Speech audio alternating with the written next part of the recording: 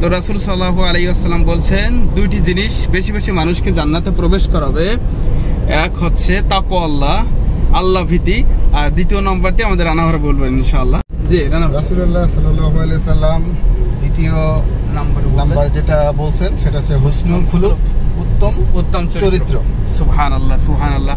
দেখেন ছোট্ট একটি হাদিস, অল্প সময়ের ভিতরে আমরা আলহামদুলিল্লাহ বুঝতে পারলাম যে দুই শ্রেণীর মানুষ বেশি বেশি জান্নাতে প্রবেশ করবে। দুইটা বৈশিষ্ট্য যাদের মধ্যে থাকবে, এক তাকওয়া আল্লাহ, আল্লাহ ভীতি, এবং হুসনুল খুলুক, উত্তম চরিত্রের মানুষ।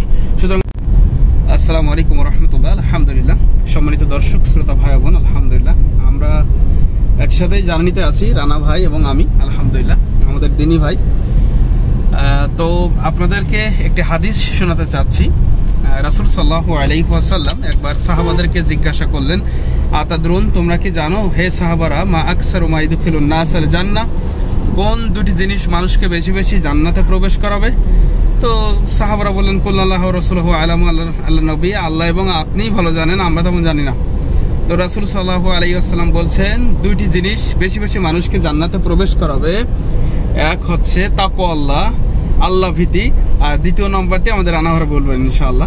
জি রাসূলুল্লাহ সাল্লাল্লাহু আলাইহি ওয়াসাল্লাম দ্বিতীয় নাম্বার যেটা বলছেন সেটা হচ্ছে হুসনুল খুলুক, উত্তম চরিত্র। সুবহানাল্লাহ। আসুন আলহামদুলিল্লাহ আমরা আমাদের চরিত্রকে উত্তম করি, আমরা বেশি বেশি আল্লাহকে ভয় করি। আল্লাহ কবুল করুন, আমিন। আসসালামু আলাইকুম ওয়া রাহমাতুল্লাহি ওয়া বারাকাতুহু।